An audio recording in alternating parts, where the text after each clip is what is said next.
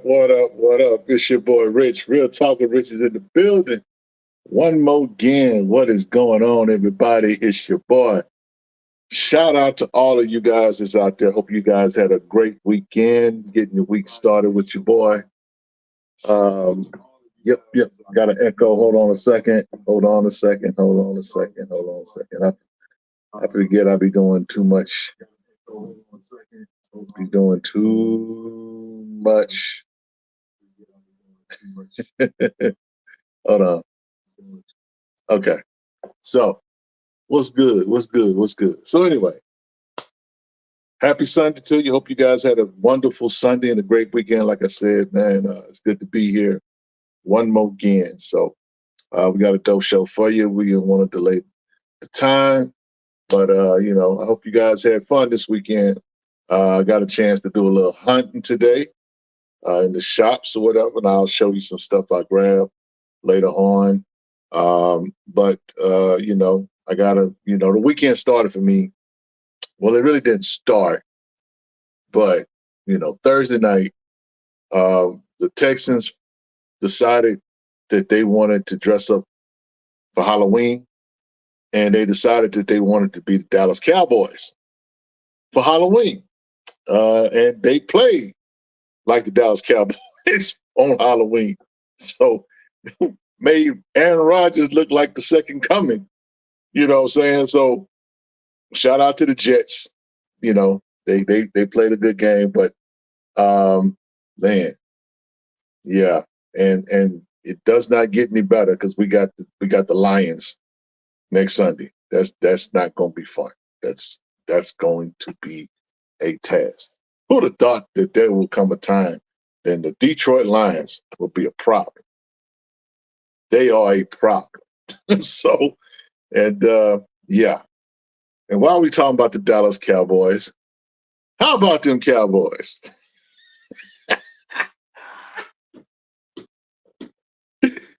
Yeah.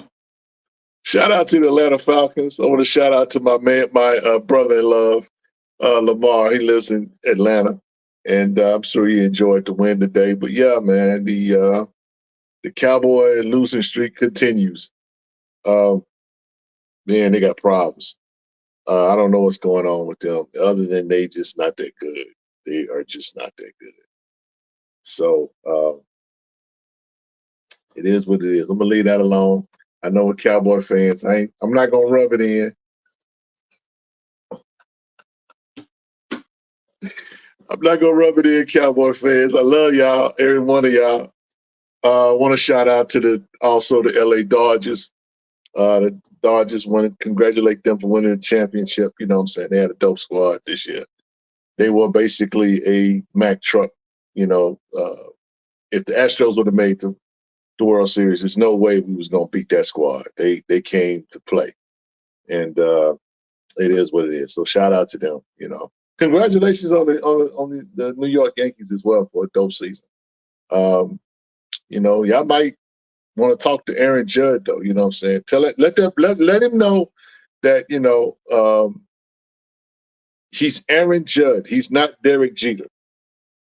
Clearly, because homie could not find his bat to save his life in that whole series. I don't, and as much as y'all want to prop him up, you know what I'm saying? That is not Derek Jeter's Derek Jeter's child, or I should say the heir apparent. He's not it. Y'all want him to be, but he ain't there yet. Give him another year or two. But you got to show up. That's the thing about the playoffs. You could swing the bat all year long, but if you ain't ready to go come October, it is what it is. So yeah, so that's what's going on with that. Again, shout out to the New York Yankees. And what's up, Brooklyn Dodgers? Bye. Can't hate on them, bro. They almost swept the Yankees. They almost swept the Yankees. Don't forget that. They found their bats in Game 5 or whatever, or in Game 4. You know what I'm saying? And they saved themselves from embarrassment. So I'm glad that they played with a little pride, but there was no stopping that locomotive. There was no way the Yankees will come back three games down. That was a tall order.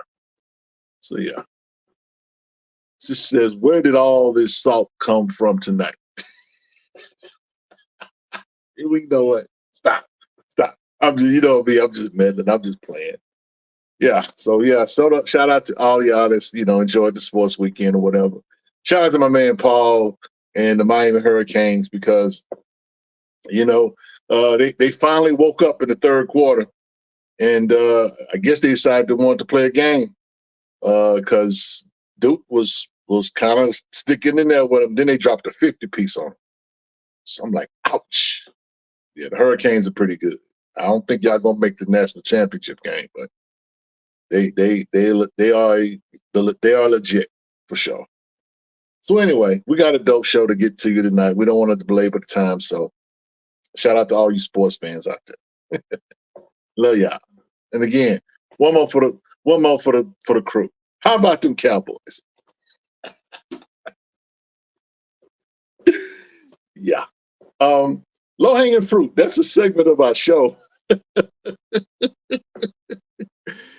that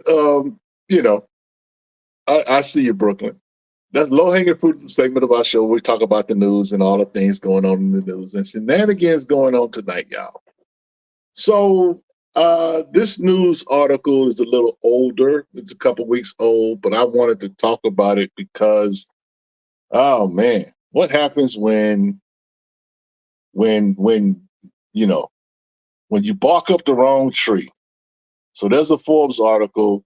Cynthia Erivo's Wicked poster controversy explained. The Wicked movie poster was edited by a fan to resemble the original Broadway musical image by lowering the Wicked Witch's hat to cover her eyes, which offended Cynthia Erivo and inspired a meme. Cynthia Erivo took offense to the fan-edited promotional poster for her upcoming film, Wicked, sparking online discourse and prompting a response from director John M. Chu and co-star Ariana Grande. So the movie itself is about an adaptation of the Broadway musical, which basically is a tale about the Wicked Witch of the West from The Wizard of Oz. And so Cynthia Erivo is playing the Wicked Witch of the West, and Ariana Grande is playing Glinda, the Good Witch. So this particular controversy, basically was a meme. It was just a fan just expressing themselves by recreating the poster and just showing her.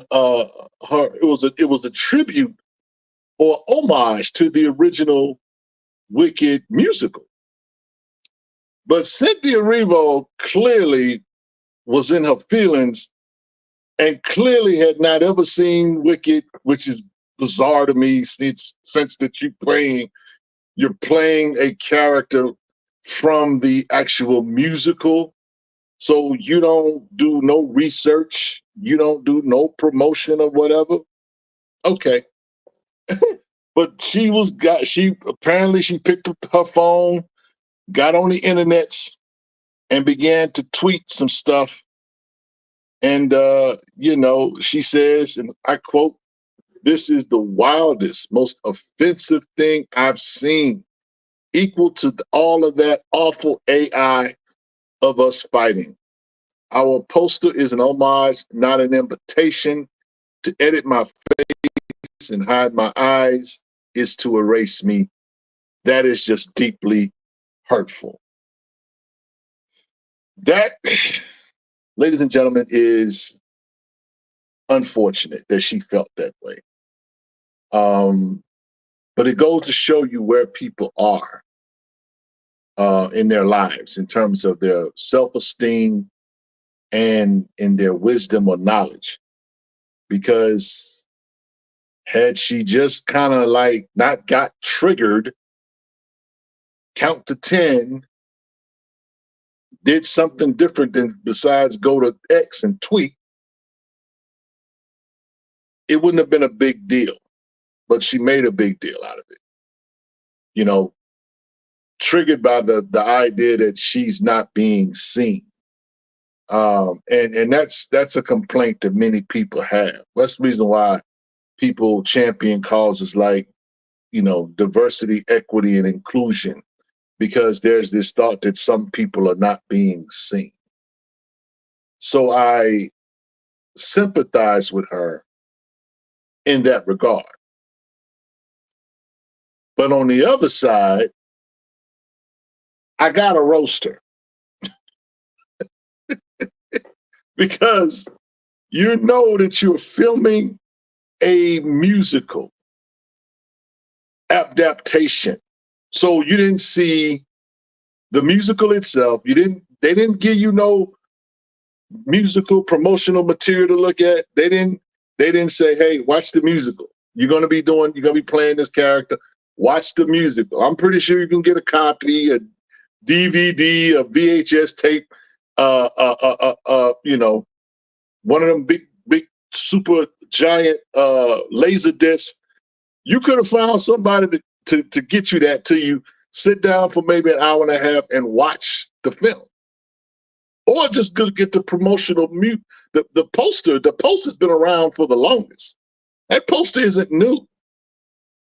Okay, but again, she got in her feelings, ran to the internet, which some of us like to do for whatever reason, and just began to tweet. And, people began to respond to her. And of course, I wish we had that little meme that says, and a few minutes later, once the word got back to the person who actually did the article or did the meme or did the tribute, they began to respond in kind and let her know that all that they were doing was making the actual poster resemble the original poster. That was it. Nobody was trying to deny you. No one's trying to, make you seem like you're not seeing. They literally just took a poster and just did that. Nobody was malicious in this. But I know the woke crowd out there will say different. But like all people who have, a $2 brain, they come to their senses, which brings us to the next article, which is a Variety article, right? That says Cynthia Erivo says publicly slamming Wicked fan poster as offensive was a human moment, but I probably should have called my friends instead.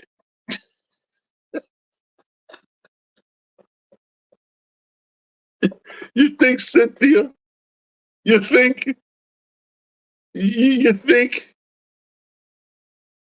I want to feel bad for you, but and your excuse was you were having a human moment. So, ladies and gentlemen, I'm here right now to go on record as to saying that when Richard spazzes out and gets the brand in trouble, no longer will we have a disclaimer. We're going to all chunk it up to having a human moment. You get a human moment. You get a human moment. You get a human moment. Now, I am making light of this because, again, it's pretty ridiculous.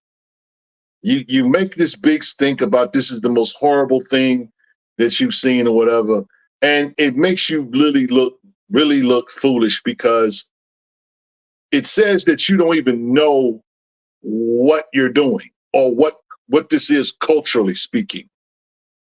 Because Wicked has been on Broadway and traveling around the country for decades. You've never seen this poster, Cynthia?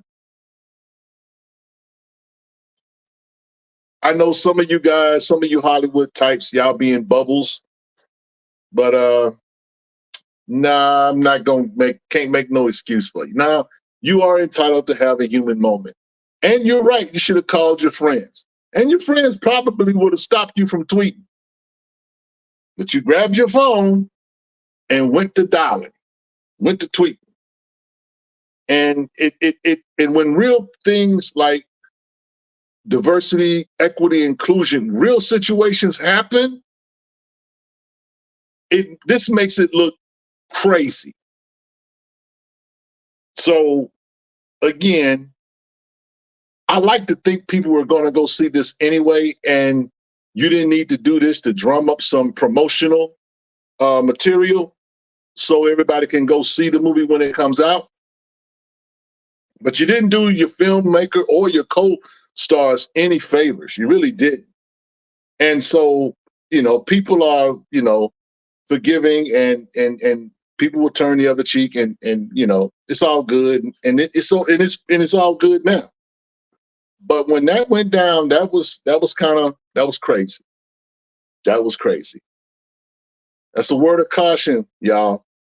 Be careful when you start barking up the wrong tree, because you might have to apologize, or you might have to really offer your your apologies and say, I was having a human moment.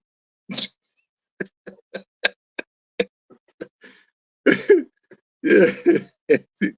These ain't no, we not there running this play. Why? Why? Why?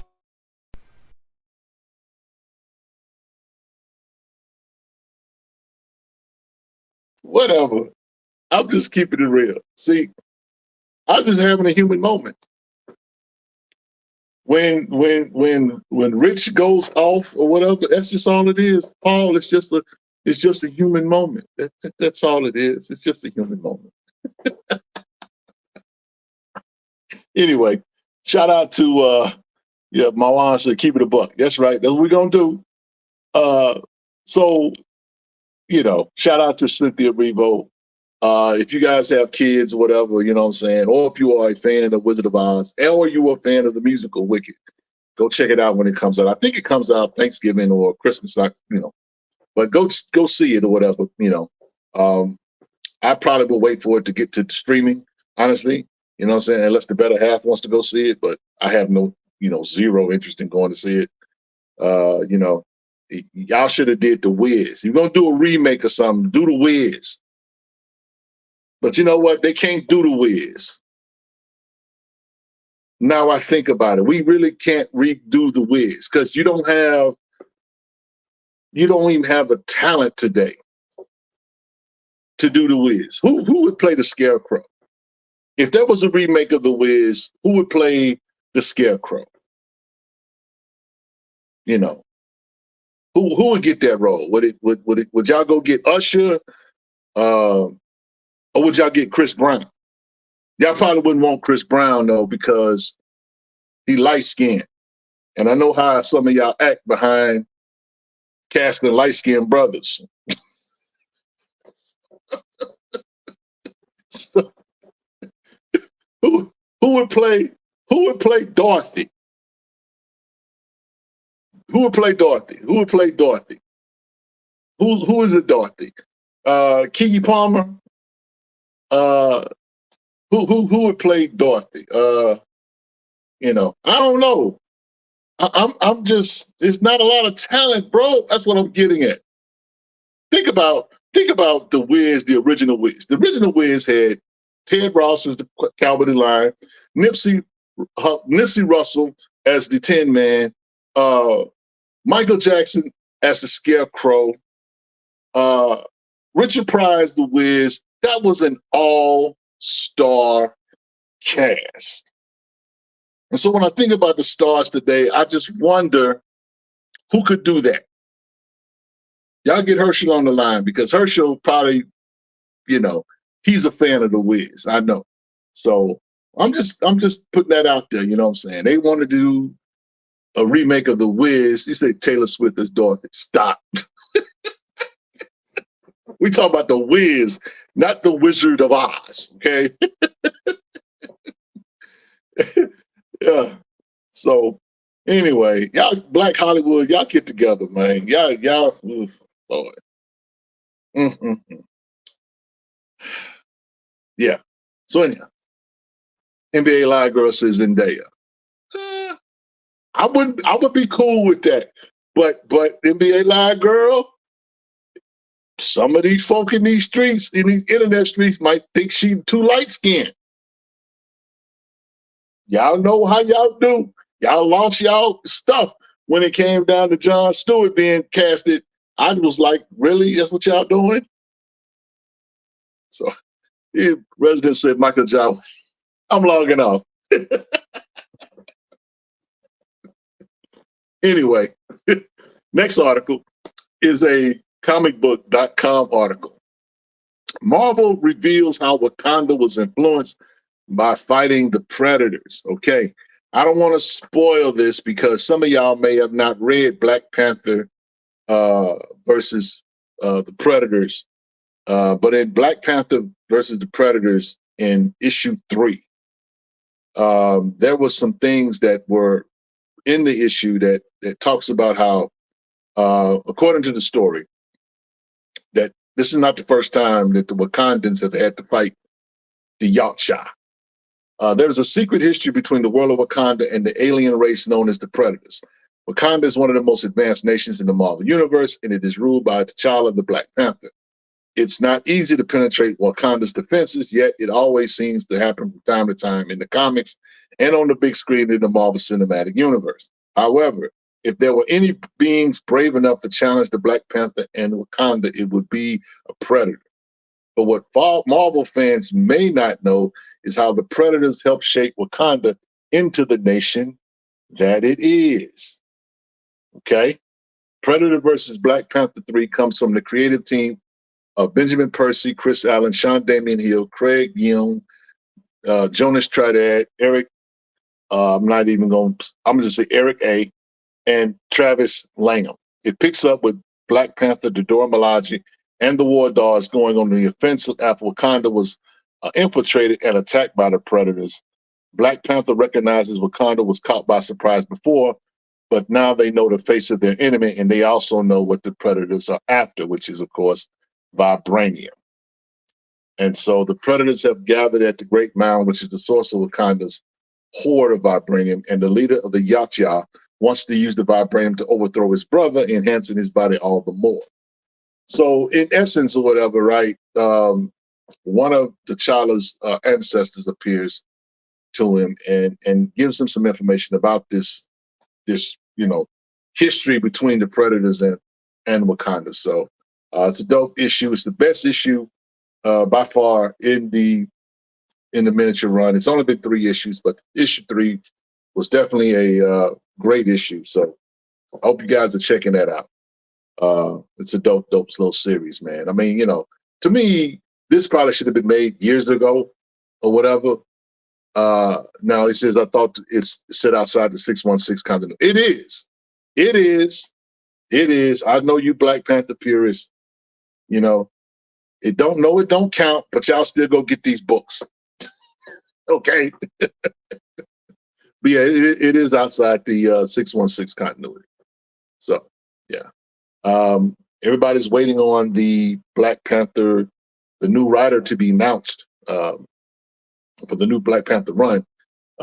Right now, Black Panther fans are not really tripping because, Black Panther has the ultimate Black Panther book, and then this book, and then T'Challa is also in the Avengers book. So Black Panther is all over the Marvel universe right now, but a writer on the main title has yet to be announced. So all of us are waiting on that. So we'll see when that happens. We may not get that till maybe February, March, or whatever. You know what I'm saying?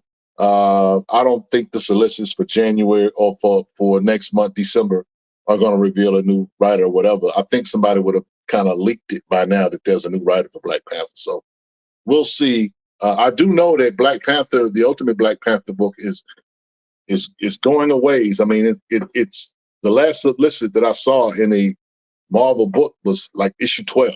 So this Ultimate Black Panther book is not going nowhere. Marvel is on record of just doing like 10 issues for a run. They're not doing long.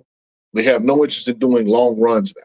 10 issues is going to be it for anything that they quote unquote think that they want to do, but not necessarily going to sell. So we'll see. Matter of fact, shout out to all of you Amazing Spider-Man fans. Zeb Wells has ended his run on Amazing Spider-Man. Shout out to my man Frustrated, because I know you was upset about Zeb Wells on that book. Well, Zeb's is done. He done wrapped it up, so I don't know who's going to be coming after him. But yeah, you guys, and I know a lot of you guys like or enjoy the Tombstone storyline, but apparently, I don't know if he's continuing, if the next writer is going to continue that, or if the story arc ended. I just know that Zeb Wells is done with Amazing Spider-Man. So, yeah, that's what's that. So anyway, what we got next? Oh, so we're going to go ahead and transition. Before we transition to Collector's Corner, want to give you a quick reminder on this upcoming Wednesday night. We have a legend that is going to be joining Black Comic Lords. And that legend is the world-renowned graphic artist, Dennis Cowan. Dennis Cowan has been around a long time. He's one of the early Black Panther artists. He is a staple at Milestone. He has written, or not written, but he has drawn on books from Marvel and DC, and he has done some fantastic work. And we will be talking to Mr. Cowan on Wednesday night. You want to be here for that conversation. Dennis Cowan is a legend. He's one of our legends, and so we're looking forward to a good time with the legend that is Dennis Cowan.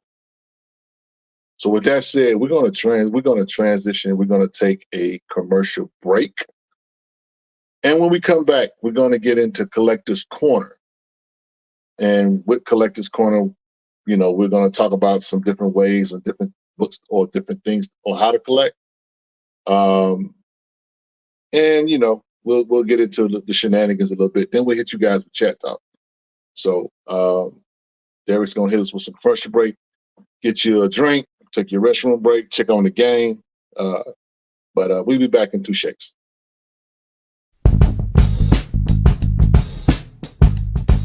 This week in Black History, Black Comic Lord celebrates the artistry of Dennis Cowan. Dennis Cowan is a comic book artist with a flair for naturalism. If I didn't know any better, I thought the brother lived and breathed in brick-walled alleys, inhaling the pollution of the city streets and exhaling the pictures of agony and anguish. You see, it's hard to describe Mr. Cowan's art, so I'm forced to use a ghetto analogy. Dennis Cowan's art is like fish and grits. It's not first on the menu, but you're glad you spotted it. Visually, it tastes good and your eyes will be filled. Yes, filled, I say, filled with detail. They say the devil is in the details, but Dennis be like, hold my beer, because the brother crafts scenes and faces where it makes you wonder, did he miss anything? Each panel is filled with action, and though pictures cannot physically move, Dennis Cowan shows and proves that they actually can. From Batman to The Question to the Black Panther and others, Dennis Cowan's art speaks like Terminator X speaks with his hands. That makes him a bad man and worthy to be celebrated. Salute the living legend that is Dennis Cowan, a Black history legend. If you like this video, please like, share, and subscribe to our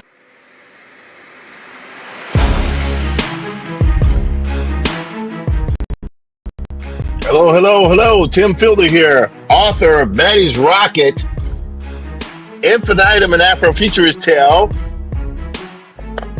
and the graphic history of hip hop. I'm a visual Afrofuturist and graphic novelist. Buy my books. Go to Diesel Funk, at Diesel Funk on all social media handles. I need you to buy my books. Thank you, Black Comic Lords. Peace.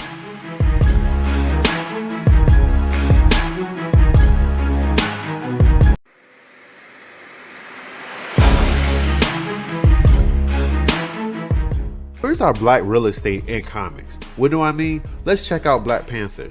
he is gone from the MCU for reasons. And what is happening in the comics? We can complain all day about how our champion is being treated, but we don't own that character. Look at Milestone character, curated by one of the greats, Dwayne McDuffie, my guy, but we don't really own or control any of his characters. DC does. So I'll ask again, where is our black real estate in comics? Meet Delta Dogs from Millennial Comics, created and controlled by us, where story sits in the forefront. Delta Dogs is more than just black characters being black for the sake of being black. This story is about 7 cousins that gets into an encounter with a mysterious glowing stranger that changes their lives forever. And with their unique abilities, this family may be the one thing that can save their hood that's being ruled over by a vicious super gang. With an ex-criminal as their leader and other superheroes that looks the other way when it comes to their environment, this will be an impossible mission to pull off. Grab these books in our hardcover Ultimate Edition bundle at millennialcomic.com so we can really have some skin in the game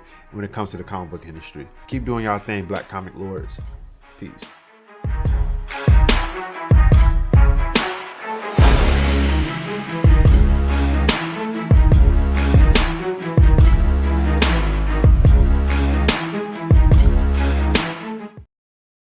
We back.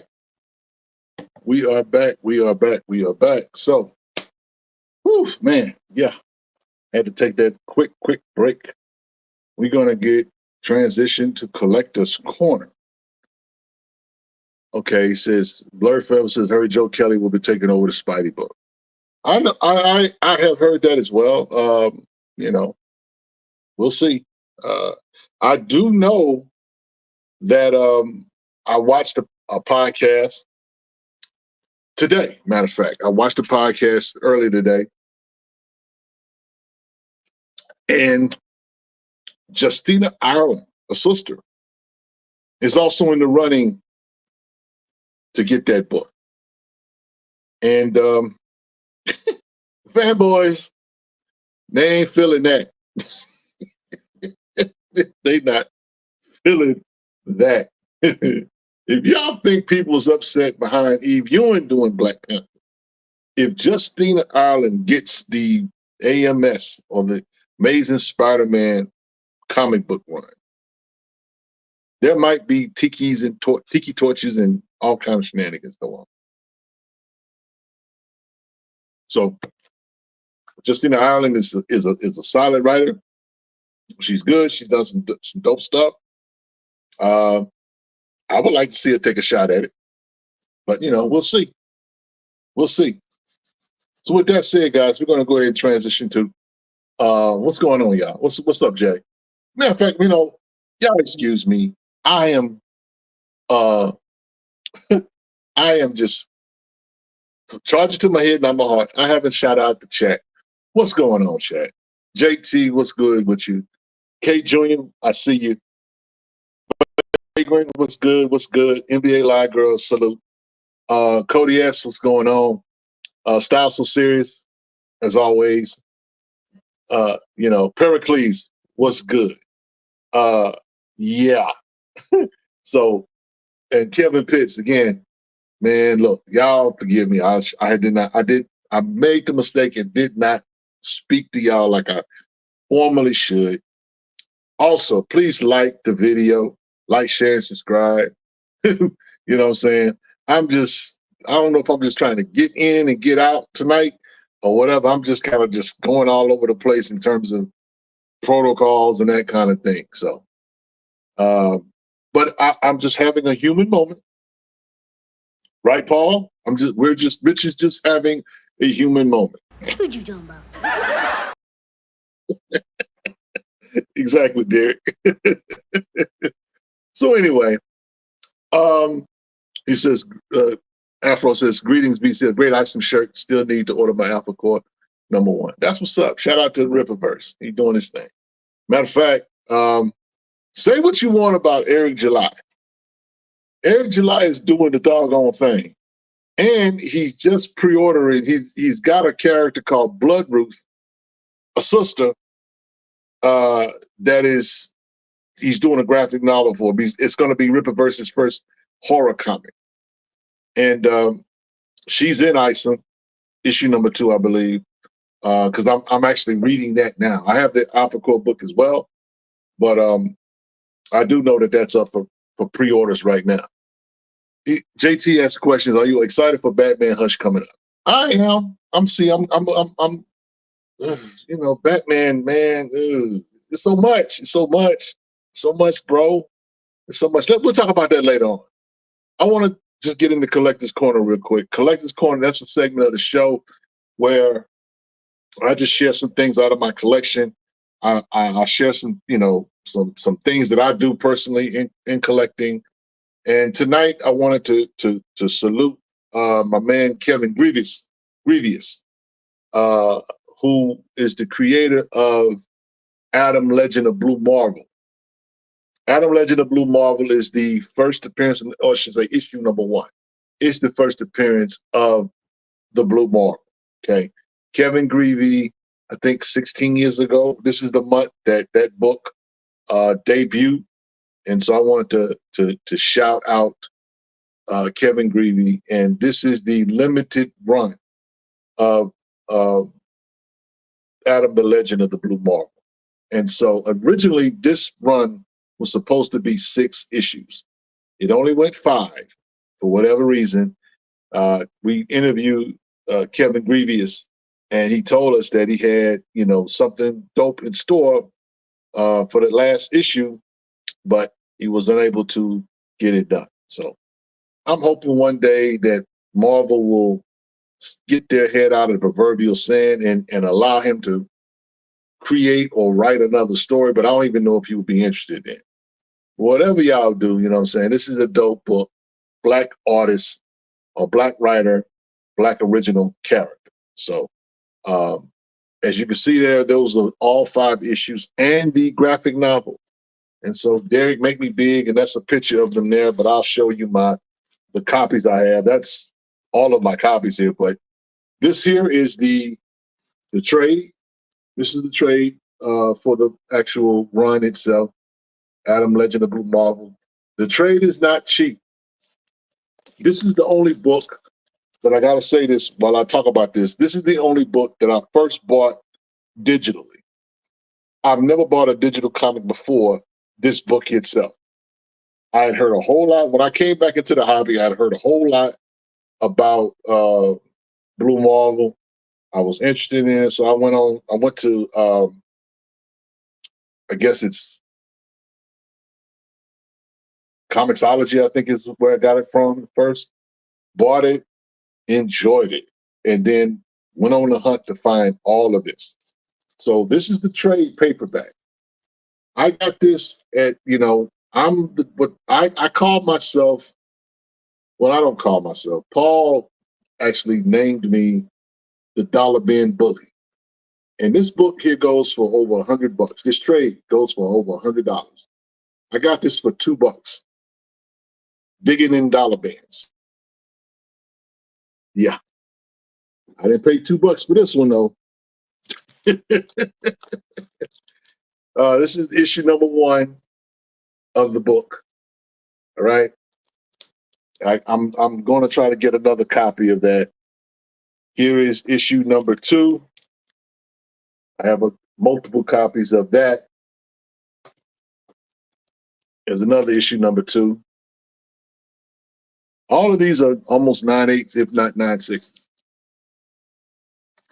Is issue number 3. I have multiple copies of this one as well.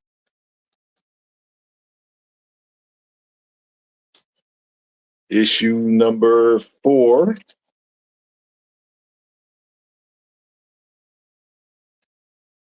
That's your boy, Namor. There's another copy of issue number 4. Another copy of issue number 4. And the last issue. This is one, other than issue 5, other than issue 1, this is the hardest one to get as well. Issue number 5. So yeah. So it takes a little patience to get this to get these books. You can hit up the eBay machine. It's rare to find them in the wild. I have bought a couple of copies in the wild, Matter of fact, I got one of these. Matter of fact, I think it was this one. It was issue number 4, I want to say. I got one of these. I got a couple of them, but I got one of these at a comic book shop in El Paso for $1. It was in a dollar bin. And that's the funny thing about it. A lot of comic shops, they know our books, but a lot of comic shops don't know our books. That's why it's always good to go, if you got the patience, go into those dollar bins and just dig through them. Go through every box. You never know what you'll find. I'm gonna show you something later on that attests to that. Just today when I went hunting. So again, that's a book that's treasured in our community, and I'm happy that I have the full run and the trade that goes with it. So, yeah. World of Comics. World at War Comics says Kevin is amazing. Yes. JT says Blue Marvel is amazing, and so is Kevin. Yeah, absolutely, absolutely. So that's just as a collector, what I'm saying, you're gonna spend bread for some of these books, and that run is not cheap. That run is not cheap. It's cheaper. It's a buyer's market right now. If you want to be able to procure the full run, there's no better time than now, because the economy is such to where people have less discretionary funds to spend, so that drives prices down. The demand is not there because people don't have the funds to spend. So naturally, when that is the case, there's a surplus. So these books are a little bit cheaper than before. So if you want to get that run, you can try to get it, you know what I'm saying? But you're going to pay a little bread for it, because everybody's not going to be able to go into a shop and find a graphic novel for $2. Not that one.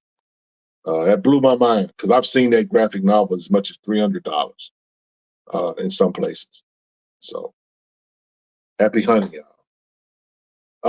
Also, when we talk about Collector's Corner, sometimes we like to display our books, or we like to, just do different things. And so I want to kind of show you something here. This is a wall that I used to have up in my house, or in my office. As you can see, there's the red, black, and green RBG flag. And below it, there are a number of independent books on there. But there's also Marvel books on there too. There's a Black Panther book on there. There is a Zawana book, which is by Anaya Publishing. There is Original Man up there as well. There's a Black Man book, from what I can tell. There's also the first appearance of Monica Rambeau, the king size Spider-Man issue number 16. I want to say that's what it is. There's an independent book called Sheriff Wright on that wall. So this is just one way that I like to do stuff in the hobby. I took my wall down because I'm doing something different with this same wall. I'm going to I have some stuff up on the wall right now, but I'm going to take everything that's on this wall down, and I'm going to do it. I'm gonna paint it. I'm gonna use an impact, make it an impact wall. I'm gonna paint it I don't know if I'm gonna paint it a dark green or maybe a blue or something, but I'm gonna just use it. It's gonna be like an impact wall, where it's gonna be completely, the wall color is gonna be completely different. And what I tend to do, or what I want to do, I should say, is frame some art,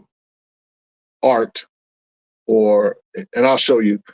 Derek will show you these couple of slides here. That particular frame there has a Black Lightning production steel that's used to create that cover, that book cover.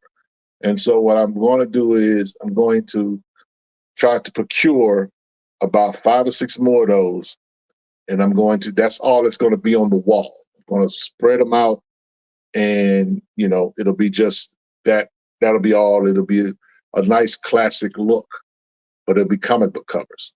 So this is one way you can collect as well. You know, now I know some of my guys like DJ Big Phil, my man Otis, Rico, and others. They dabble in. Well, they don't dabble. They actually they are actually in the business of original art. You know what I'm saying? Original art is very, very expensive. And so I like these production things, whatever, because they are, feasible. And I just can't I ain't got the bread like that. You know what I'm saying? So I can spend, a fraction of the money for original art but to get these or whatever. And so Black Lightning is my favorite character. So I have that one. Derek, you can go to the next slide. And there's a Black Lightning still right there at the bottom. And that one on the top, that's actually from Captain America. I think that's actually Captain America from issue 118. I can't zoom in on it or whatever, but let me just grab it. So here you go. This is actually the art from issue 118, the second appearance of Falcon. So, I have that hanging up in my office as well. So yeah. So I'm doing this, you know what I'm saying, because I just want my, I'm changing up my office. I'm going to make it more clean and more professional, but at the same time, I want my comic book themes in it as well, because I'm doing furniture. I'm gonna do the whole thing different. All of this that you see in the back, it's gonna be gone at some point. So that's a project I'm gonna be working on going into the next year. So yeah. So I don't know how you guys, hang up or show your stuff or whatever, but that's just wanted to just kind of give you some ideas of what you could do. To go back to that slide, Derek, with the flag and the display. I just want to show you now. I am very, very cheap person. Okay. I do not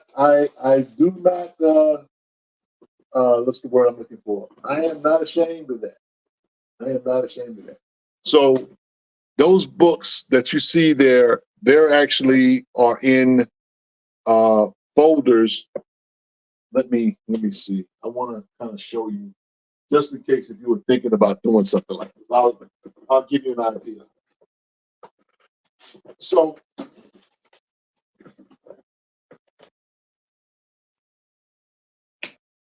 giving away secrets tonight. Crazy. But anyway, so look at this here. Make me big there. Okay, so this is just a regular sheet. Now, you said not cheap, frugal. Yeah, that's the word. So anyway, but if you see this, you can get this out of a CVS or Walgreens or whatever. And, this is basically, I'll show you guys this. This is my comic book inventory.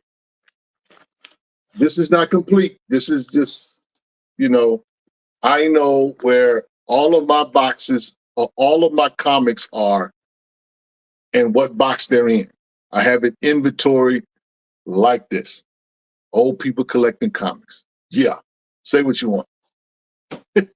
So anyway, so I basically take this, and this is just a list of the comic books that are in this particular box.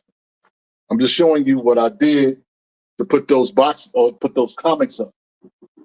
So I have some magazine boards. I'm not gonna grab my magazine boards, but I'm gonna just show you a regular board that you would get like when you bag and board your comics.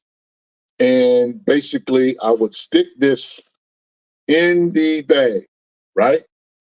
And basically put the comic like this in the bag,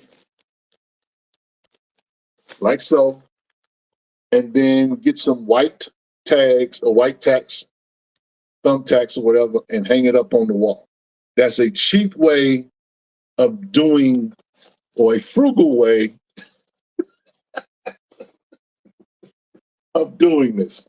So some of you guys might care, some of you guys might not care. So someone should do an audit on Rich, make sure that inventory is up to scratch. Well, you know, the thing is, I use CLZ as well, but I wanted to have an actual inventory of every comic book for every short box. I have somewhere in the neighborhood of maybe 16,000 comics. And so I have them all in my CLZ, but I want a physical copy just in case I want to put my hands on something. I know where it is. I know what box it is. When I go to my, portal, like Derek likes to say, when I go through my portal, I know exactly where to go when I go into the portal to pull out stuff. So anyway, that's just a cheap way to show your comics on the wall or whatever, you know what I'm saying? Some people use, like my man Herschel, he uses frames to store his books and that kind of thing. And if you ever seen Herschel's wall, it's pretty cool because he does the action figure stuff that goes along with the comics and stuff like that, And I know a lot of creators that do that kind of stuff, not creators, but I know collectors that do that kind of stuff, and it's cool, you know what I'm saying? I love this hobby because you can basically do what you want and collect how you want. He says, I used to use my mom's pantyhose packaging with the cardboard.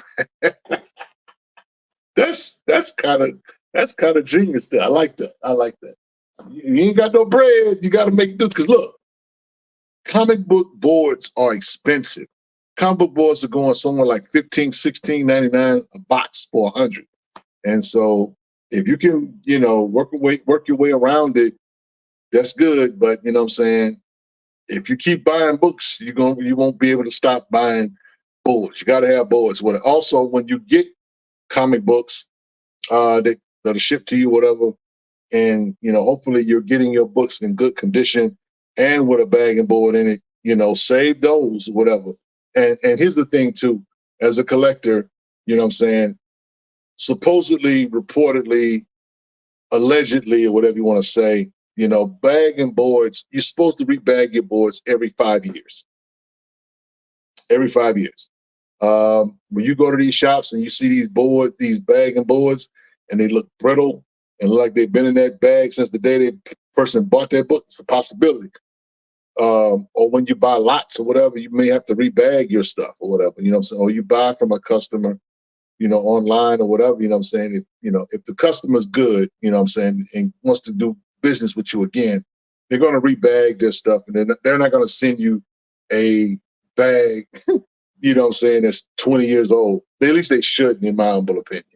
So we got a super chat. L Dog with the super chat. What's up? Thank you, sir. L Dog, let's. Donation. It's a donation. I thought it was the trash. Don't be hitting on me.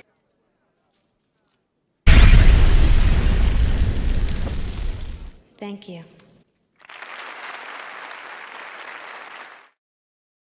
Now, Style So Serious says you can do that with CLZ also, Rich. I know you can. But my thing with that is this, you know what I'm saying? I just like having a physical copy because, I can go and, it's a lot of data that you have to put into CLZ or whatever. And, I have started back collecting records. And I use the CLZ, or I attempted to use the CLZ app for records, for record collections, album collections.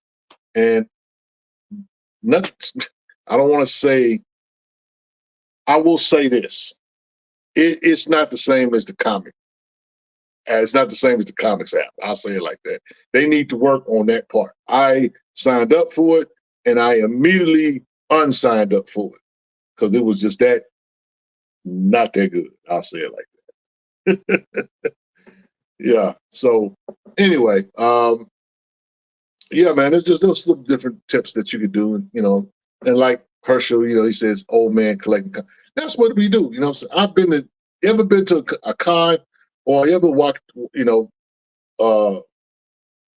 visit someone who has a what they call an overstreet book? You know what I'm saying? They don't go to eBay.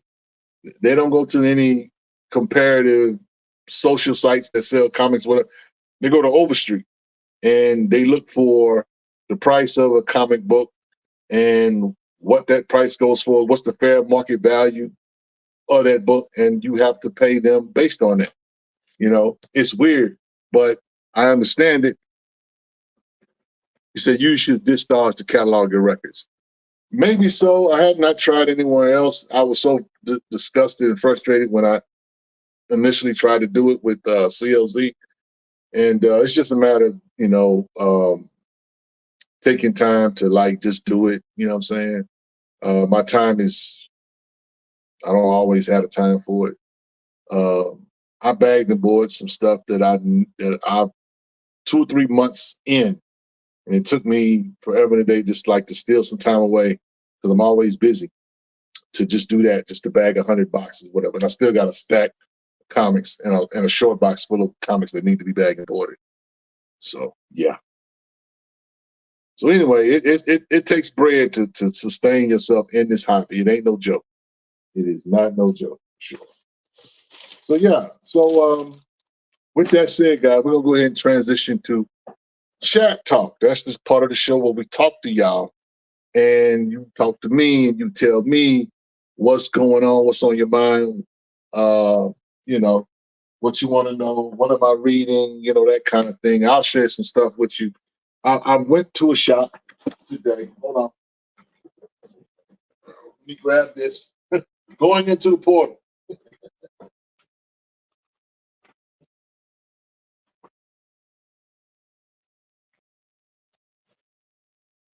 Okay. So, we roll back over. It says, "Are you excited?" Okay, JT asked me, "Are you excited for Batman Hush coming up?" I am, but you know what? I'm gonna collect it. I was gonna say no, I'm not gonna collect it, but I'm probably gonna collect it. I'm enjoying Scott Snyder's Absolute Batman. That first issue was pretty live, so I'm gonna get it. I really want them to. I really want another J Spox run. I wish they would go ahead and bring J Spox back, and we get a story of Batman in Brooklyn. But you know, I know some of y'all don't like legacy characters. I like that one though. But anyway, I got a stack of books here. This is all comic book hunting. All of this is comic book hunting. So I'll just show what you guys, or share with you guys. I'm sorry. What I got today. So this is Captain America and Falcon, issue 158. So I got that. And Astro City has a character, original character that is a legacy character as well. So it's like 3 generations of a legacy character. That character being Jack in the Box. Jack in the Box is a Astro City character, right? And you know, there's stories of different characters all over Astro City. Astro City just covers a multiple group of superheroes and that kind of thing. But what I did today, Jay Wilkes says, I'm ready for the next issue of Aliens versus Avengers. Anyone else reading it? Yeah, I'm reading it. So we'll see. I know that they released the second print of Aliens versus Avengers this past week, I want to say, a week or so ago or whatever. So I'm not sure when we're going to get issue number 2. But yeah, I wanted to show you guys this. Astro City has, like I said, you have a character named Jack in the Box. And this is a story that focuses on the Black characters, Jack in the Box. It begins with this book here, the Astro City Flip book, which has a Black character from 1959. And this is a, Wildstorm book. I think that's the publisher. But, it's a Black character. This is basically about Black characters in the Astro City universe. But the story is, Astro City Dark Age. This is issue number 1. That's the character right there. And this was actually a Spider-Man inspired type character. The guy who created this character wanted to do something like this, an original character at Marvel, but I think he took it to Wildstorm and created this character. So he's he has the persona of a clown, but that's why it's called Jack in the Box. But anyway, it's basically this story is called Dark Age. It's 4 issues, and so I'm looking forward to reading that. There's also another story, limited series, Jack in the Box, Astro City Local Heroes. This is issue number 5, number 4, I want to say. Yeah, 4. 3, that's 1, and that's 2. So these books here, this is about a Black character as well. What's the name of that first Astro City book? It was called, this one here? You talking about this one, Bob? It's the Astro City flip book. It's a couple of stories in it. It's a miniature story. It actually begins the story of this book, the Dark Age story. So I'm sorry. You see it like that. So that's 4 issues of that. But here's another Jack in the Box story. Astro City Local Heroes. Jack in the Box is featured in these books as well. So basically, I was able to secure. I have a couple of these books in the collection already, but I went with the purpose of they had the books, and so I want to get the full story arc. So I was able to secure the whole full story arc. So I'm looking forward to reading those for sure. I picked this up as well. This is a cover got it for $1. This is Operation Sin. I'm a Scotty Young guy, so I love Scotty Young. So yeah. Gordon Mahon asked, did Alex Ross do covers for Astro City? Yes, he did. Yes, he did. Also, while I was out, I grabbed this issue of Rook Exodus. I know you guys were talking about Rook Exodus last week. This is issue number 2. So I got to find issue number 1 so I can start reading it as well. So I'll be listening to y'all sometime. So yeah, I grabbed that while I was at the shop as well. Picked up a Shadow Man Zero. This is a gold variant, Shadow Man Zero. So that was $1 as well.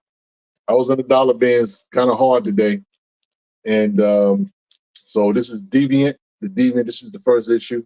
As you see, the first the page is cut or ripped. But I went on and grabbed it because I want to read the story. So yeah, I got that. And then I read the first graphic novel of Kanto.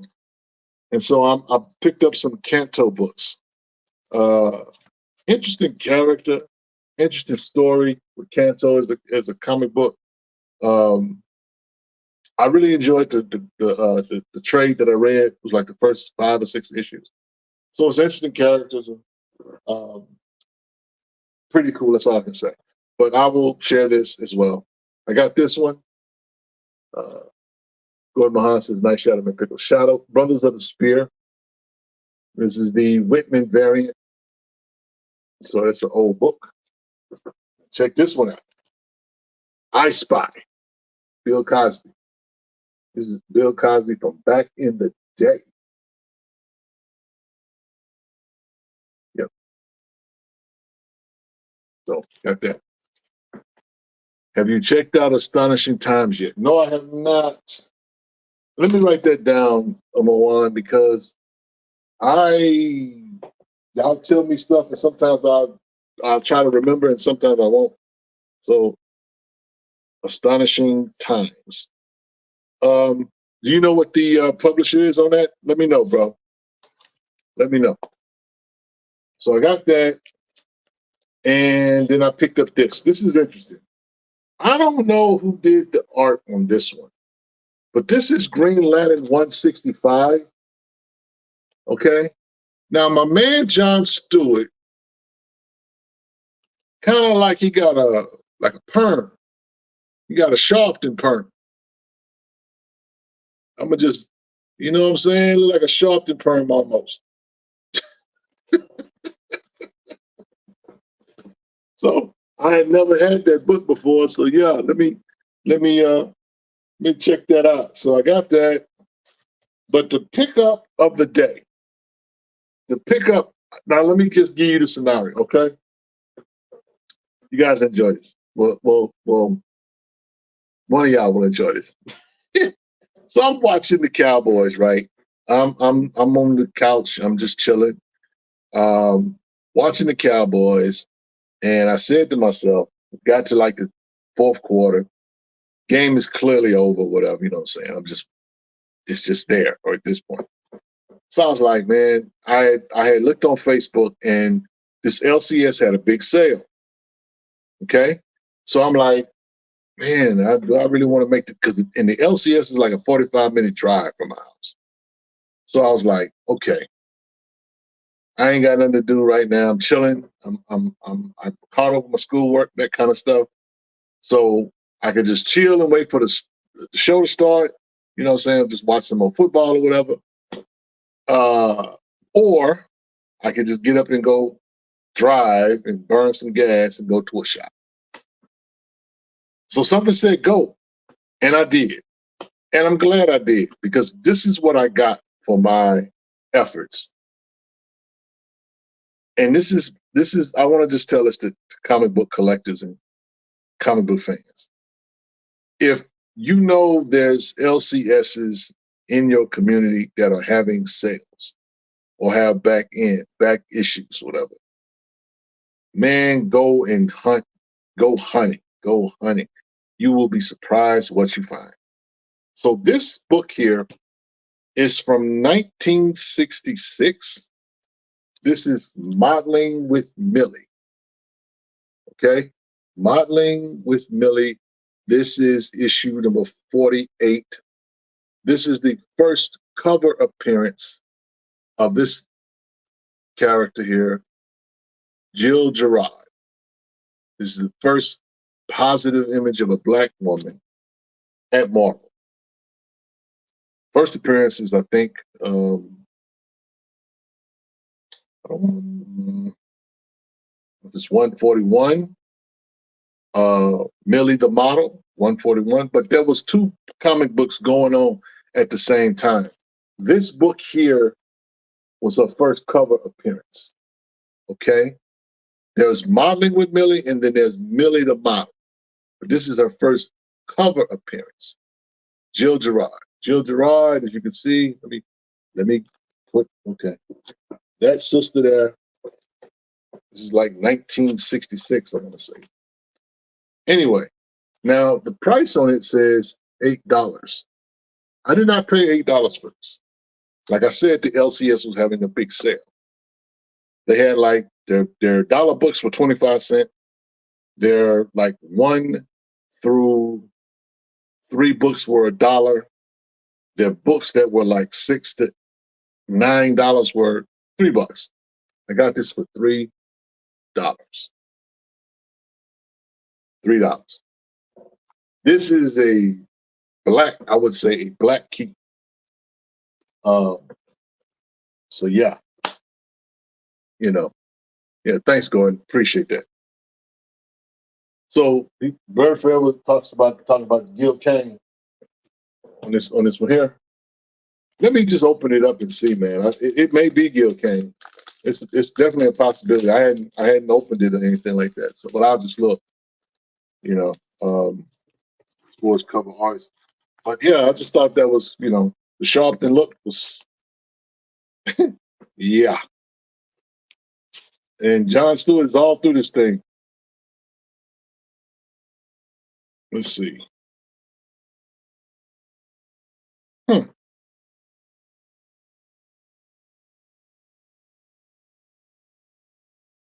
No,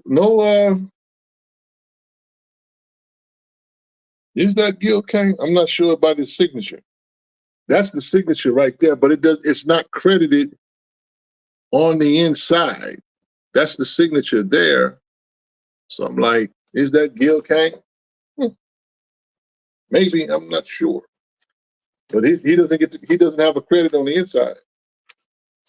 Credit is Mike Barr, the writer, Keith Pollard, the pencil artist, Dan Atkins, the ink artist.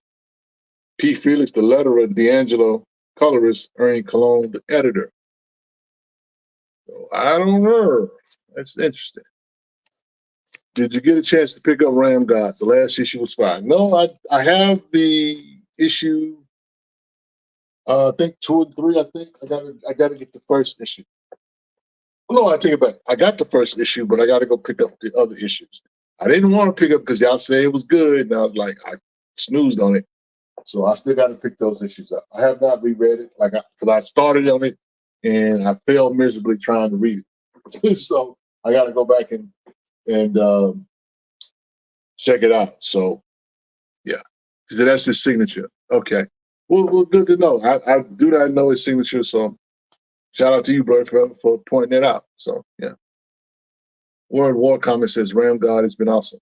Again, when I first tried to read it, I had literally read like 5 or 6 of the comic books, and so it didn't grab me at first. And I'll have to take another stab at it. The writers are Aris Corner. Who's the publisher? Who's the publisher? I don't know if you put up the publisher or not.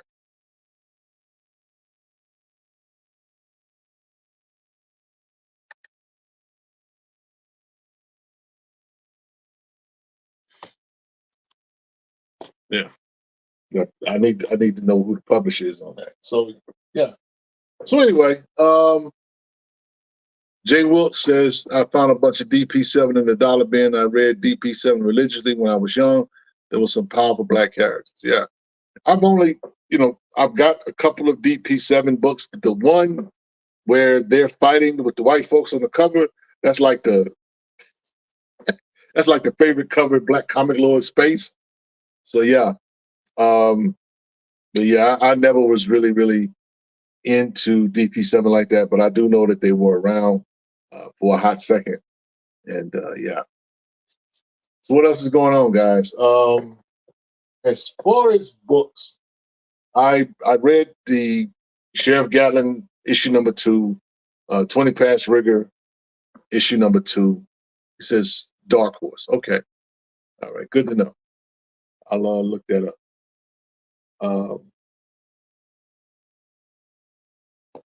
Yeah. So, but I read Rodney Barnes's, Sheriff Johnny Gatlin, I should say, Johnny Gatlin and 20 Past Rigor. I read those books. I got some other books I need to finish reading or whatever. So, for my pool, all my Spawn stuff, I have not read it. Spawn 358. I think I still got to read that. There is a Knights versus Samurai book. Issue number 2 came out. I do have that over here as well to read. He says, I have a feeling we will see Mr. Terrific year 1 in that Superman movie. We'll see. I mean, you know what I'm saying? I was okay with the casting of Mr. Terrific. I want it to be a good movie. I just, I did not like the recast of Superman. I wanted Henry Cavill to still be Superman.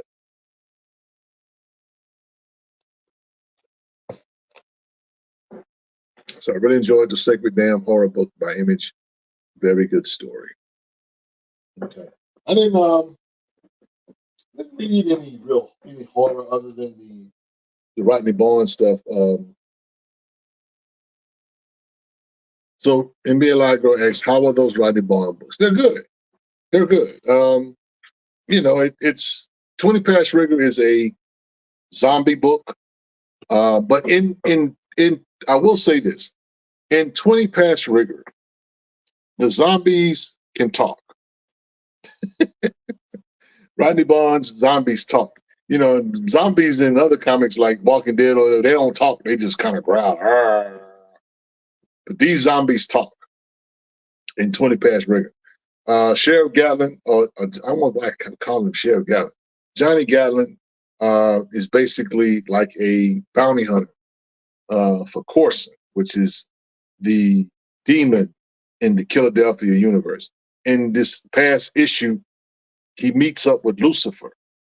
and Lucifer has a job for him to do, which is kill Corson. So I don't want to give it away, but that's just kind of, the story in a nutshell. So it's interesting. Rodney Barnes from Batman. Yeah, Batman, Dark Moon, I think it's the name of it. That first issue was great. Looking forward to the second one too myself. Yep. Mawan says Henry Cavill is on his Highlander tip now.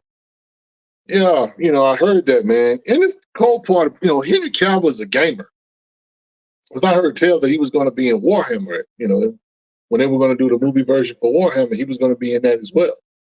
So I'm not mad with him playing Highlander. I wasn't wild about him, his role as the Witcher on Netflix, but it was okay, I guess. It was okay.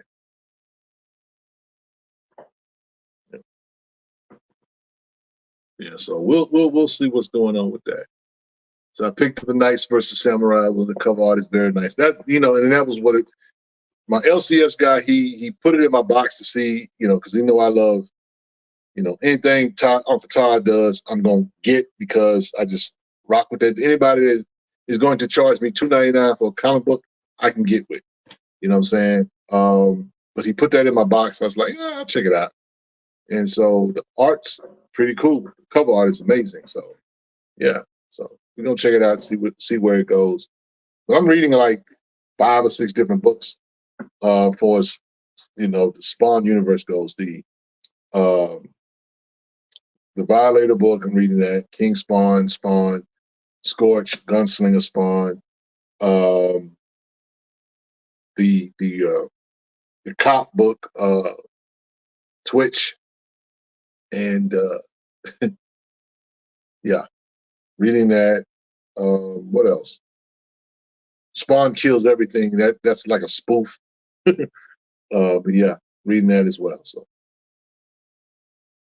So Jay asks a question. He says, Rich, do you think there is a difference in the story structure and style between ASM and Ultimate Black Panther? Are you asking about the ASM? Okay.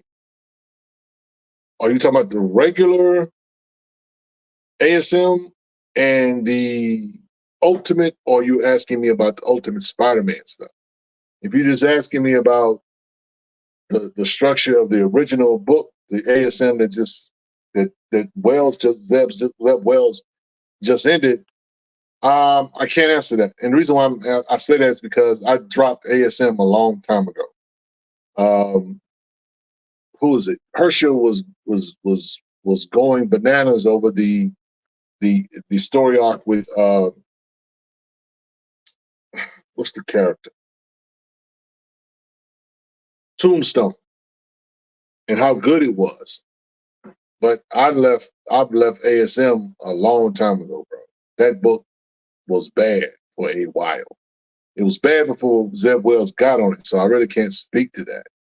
The Ultimate Black Panther book, I'm enjoying it thoroughly for sure for what it is. It does not count. I'm not going to let the Black Panther fans stop me from enjoying it. But, as far as the story itself, how it's laid out, that kind of thing, I would just simply say that, Brian Edward Hill is he's writing a good story. Part of me wants him to go ahead and get the book, get the main title. But at the same time, Cheryl Lynn Eaton did an amazing job on the Blood Hunt Black Panther book. So, but yeah, I can't really say that there's a difference because I stopped reading, the stuff before the Tombstone article. I mean, the Tombstone story, like I should say. Everybody seems that talks about the Tombstone stuff seems to love it, but a lot of people it was almost kind of like too little, too late. So a lot of people checked out, but at the same time, a lot of people bought that book because it's ASM and it's stuck in it. People hadn't even read it. They have the books, but they ain't read it. And that's the weird thing about comic book collecting.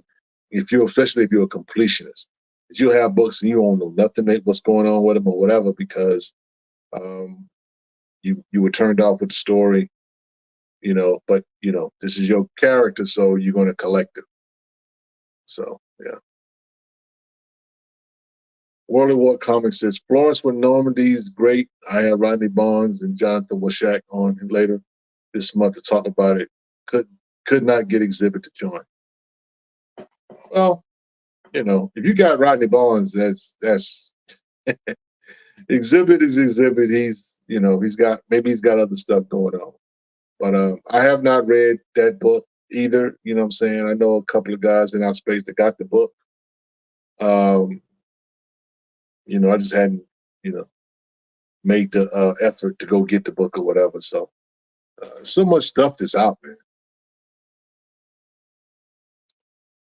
So, Blurfell says, it's funny that no one's excited about the Wonder Man show. Well, I mean, I don't know that many Wonder Man fans. Blur forever. I just do not know why we should be excited. You know what I'm saying? And that's no shot at the actor, Mateen, but Wonder Man's a white character. And they race swapped him. And so it's kind of like we have this thing where we want to see black people on screen, but we don't want to see them. We don't want to see blackface either. And it's not to say that series will not be entertaining because I'm going to watch it. It's not to say that series will not be dope. But it's like, can I really take it serious? Because it's not like they're going to do that in the comics. I mean, they've never give. I'll say it like I take it back. I'll say it like this. Unless you are a Wonder Man fan from the comics, and I am not. I am purely going to enjoy this as a casual fan. They put it out there. I'm gonna watch it. I'm gonna give it a Joe College try. Hopefully, it's good. But we have no reason really to be excited about that because we didn't ask for it. It wasn't just high on our radar. You know what I'm saying? We want Blade. That's what we want. So, it is what it is. Now, Vegas says, I wish they brought back Luke Cage or Night Thrasher or Mr. Knight instead of race swapping one of them. Yeah, that's what they do. I would love for them to do something with Luke Cage.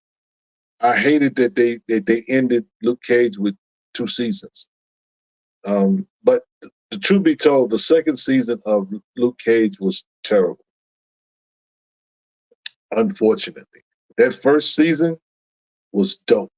It really was. Now, some people didn't like it or whatever, but I enjoyed it for what it was in the sense that, what I'm saying, you're not going to be able to duplicate the Luke Cage from the 70s because it's a different times, different era. You're not doing a timepiece.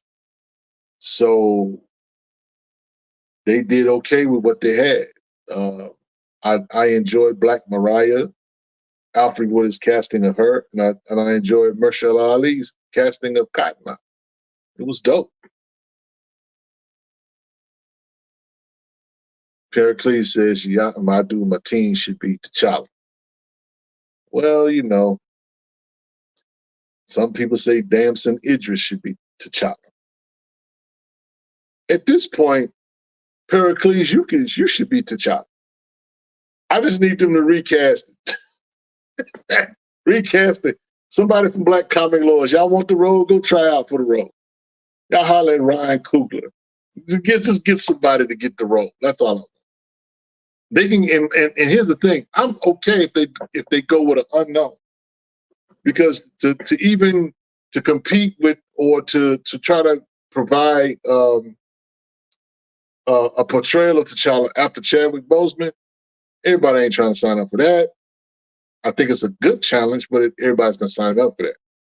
Everybody's not built for that. So Jay Wilkes says they have wasted their chance with Mahershala Ali. He could have killed it as Blade. Yeah. Well, the thing is, they're saying that the latest quote unquote script or story that Ali supposedly likes it. So they're saying the movie is going to get made because they finally got something that he can live with, and they got to just find a director. So, that movie might not come out till after Secret Wars or right before Secret Wars, which is in 2027. So we'll see. I don't know. He says, "Oh, Nigel says, give us Dr. Voodoo." I think a Dr. Voodoo story would be cool. I would like to see Dr. Voodoo in a one shot. Not necessarily a continue or a series, whatever, but just a one shot. Kind of like what they did with Werewolf by Night, that special that they did. I think that would be cool to just do it as a one shot. Because I don't know if they got enough story arc or story to tell with Dr. Voodoo. And that's just being honest, from my opinion.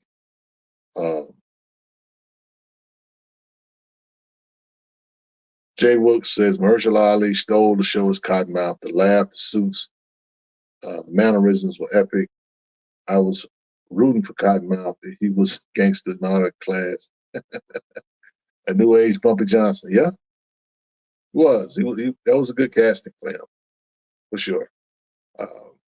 I enjoyed it. I definitely did enjoy it. But that second season, them bad Jamaican accents.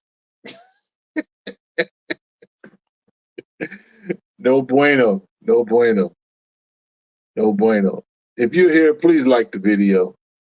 He says, look like they will be basing the Blade film in the UK. Yeah, that's they're going with the, they're going to make him a UK character, looks like, which is what they should, because Blade is British. So Kevin Pitt say, do you plan on picking up Kahori? Don't even know what that is, Kevin Pitts, to be honest. Bateman says there is a YouTube series called Crap Show that covers production woes. Most of the Marvel movies had problems, so I bet more and more people don't want to work for them. Yeah. Well, I mean, I'm not sure what's going on with Marvel or the inner workings of Marvel, or whatever. A lot of the movies they were making them in Atlanta at Tyler Perry Studio. But the thing about Blade is that they're going to make it, supposedly or allegedly, I should say, in the UK. The Sacred Dam is part of an issue at Image called The Horizon Experiment, where they are producing original horror stories with characters of color written by the underrepresented writers. Okay. Speaking of horror books that are coming to big screen, Bad Idea had a book a couple of years ago called The Lot. And it's a horror story about a haunted studio lot in Hollywood. And it has a black female protagonist. They're making a movie about it. So y'all look forward to seeing that in maybe a year or two. But yeah, they're bringing that to big screen. Gordon says, I pre-ordered Kahori, particularly cover A by Afua Richardson. Kahori was a Native American hero from season 2 or What If. I knew that name sounded familiar.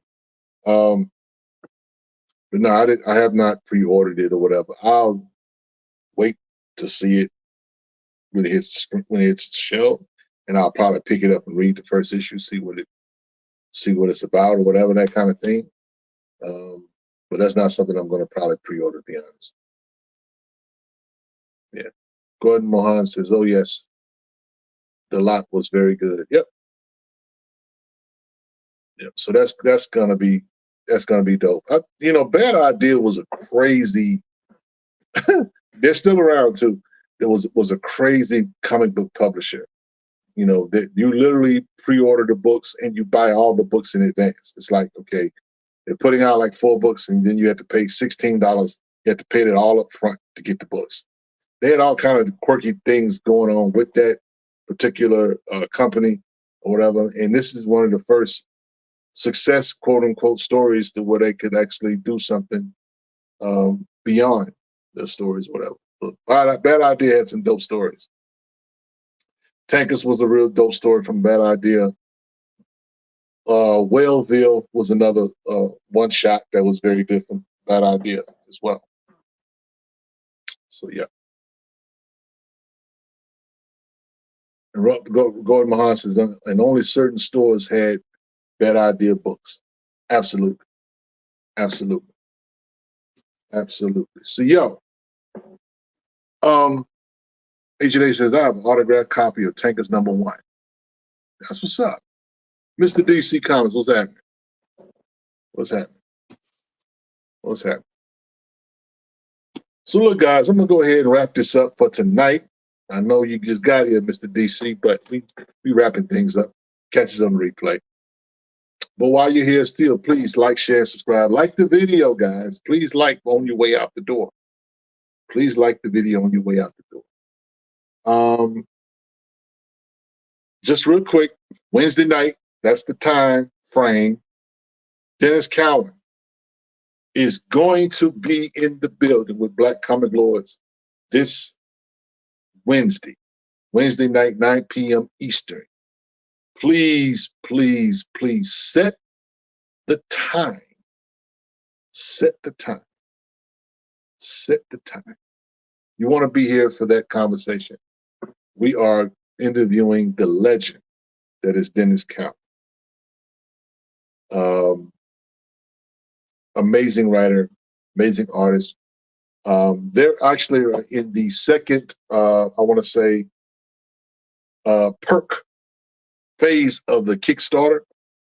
Kickstarter was approved day one.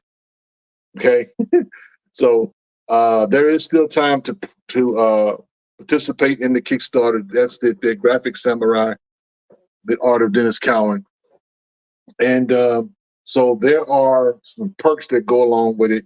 I was one of the few guys who got in early, and with the early sign up for the Kickstarter, you got a autograph. It's going to be an autographed picture of a sketch of that Dennis Cowan is doing. So there's some other perks that go along with it. They're still doing stuff, and there's, from what I understand, if they reach the second phase or whatever, or rushes of rewards or whatever, they're going to release like some, video footage of different mini docs or interviews with Dennis Cowan. So it's going to be kind of chill, but you want this. You want this. You want this for sure. Jay Wilkes says, Rich, you should add a review of one book to each show. I know these can run long, but man, we enjoy tuning in. We could vote on the book, or you could choose each week. Jay Wilkes, that's a good idea. Man, I have something cooking. I could probably do that. Do a Rich recommends or whatever. I kind of gotten away from him or whatever, but I can, talk about books. Just stay tuned. We got something cooking. I'll just say it like that. But what I want to do, one of the things I want to do is I want to kind of go through some books with you guys. You know what I'm saying? Almost like a book club type of deal. I don't want to give it away because it's something that when I get started and when I do it, it's gonna be a part of what we do with BCL. So stay tuned for that. So 2025 is gonna be crazy, y'all. It's gonna be crazy. So I appreciate you, man, and you all your you guys input and rocking with us, because we believe in this hobby. We enjoy this hobby with you guys. You guys are a blessing to us. You don't realize how much of a blessing you are to us. We get told all the time that, man, you guys are great, man, and it's cool or whatever. But I'm somebody that, I'm no genius. I just surround myself around great people. guys like yourselves who tune in and hang out and just talk about the books that they read and that kind of thing. So I really appreciate the love, man. I really appreciate the opportunity to just be here. That you would take time out to listen to an old head like myself talk crazy and make Paul nervous. So thanks again, man. But I'm gonna go ahead and give the benediction. The benediction comes from Proverbs, the 16th chapter, verse number 4. And it simply says this, that the Lord has prepared everything for his purpose, even the wicked for the day of disaster. All right. From the stronghold that is Black Comic Lords and Black Superheroes Forever. It's your boy Rich, and we see you Wednesday night. Stay tuned. It's going down. We out.